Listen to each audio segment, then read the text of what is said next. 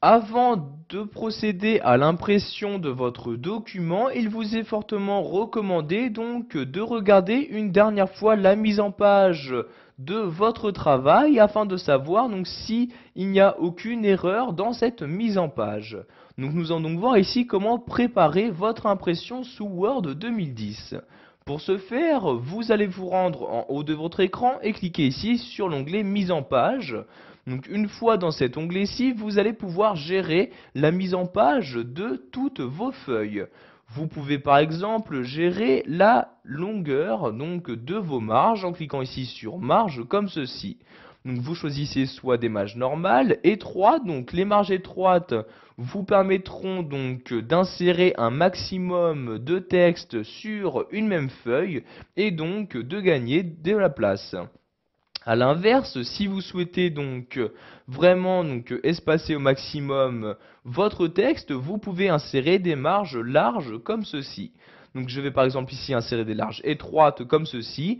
Donc vous pouvez voir que les marges sont beaucoup plus petites. En effet, donc mon texte se rapproche vraiment au maximum du bord de la feuille et cela me permet par conséquent donc d'afficher un maximum de texte sur la même page. A l'inverse, donc si je souhaite augmenter la taille des marges, je reclique ici sur marge comme ceci et je vais par exemple mettre ici des marges larges comme ceci. Je clique sur large et voyez donc les marges sont beaucoup plus conséquentes. Donc je vais aussi remettre les marges à leur état initial. Je clique donc ici sur marge, puis sur normal comme ceci. Donc dans cet onglet-ci, vous pouvez également gérer l'orientation de votre page, donc soit portrait, soit paysage, en cliquant ici sur orientation et en choisissant la valeur. Donc par défaut, un document Word est saisi en portrait, mais si vous souhaitez le mettre en paysage, vous cliquez ici sur paysage et voyez maintenant donc votre feuille change d'orientation. Nous allons ici remettre le mode portrait, je reclique pour cela sur orientation et je clique ici sur portrait comme ceci. Vous avez également la possibilité de modifier la taille de votre page afin de modifier donc la taille d'impression suivant quel type de feuille vous souhaitez utiliser pour imprimer votre texte. Donc, pour modifier la taille, je clique ici sur taille comme ceci et donc les différentes tailles présentes sous Word 2010 vous sont proposées dans le menu qui vient d'apparaître. Par défaut, il s'agit d'une taille A4. Si vous utilisez des feuilles A3, donc vous pouvez gérer donc cette taille-ci en cliquant ici sur A3 comme ceci et voyez donc automatiquement la taille de votre feuille sous Word 2010 est elle aussi donc modifiée. Nous allons remettre ici la taille A4, je reclique donc sur taille et je sélectionne A4 comme ceci.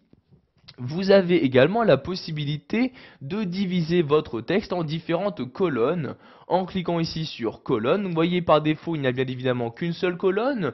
Vous pouvez par exemple mettre deux colonnes sur une même page. Donc vous voyez ici je clique sur deux comme ceci et maintenant donc mon texte apparaît donc toujours sur la même page mais cette fois-ci est divisé donc en deux colonnes.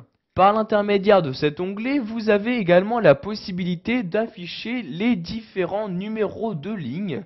Donc je clique ici sur numéro de ligne. Si vous souhaitez donc ajouter des numéros de ligne pour chacune de vos lignes, je clique ici sur continue et donc maintenant un numéro de ligne apparaît donc pour chaque ligne. Donc vous voyez ici, si je descends dans mon document, pour chacune des lignes, il y a bien donc un numéro. Donc ici je remonte, vous pouvez également choisir donc le type de numéro de ligne à utiliser, donc en cliquant ici de nouveau sur numéro de ligne. Par exemple, vous pouvez recommencer jusqu'au début le numérotation de chaque ligne, par exemple pour chaque page ou pour chaque section. Vous pouvez également supprimer les numéros de ligne pour un ou plusieurs paragraphes.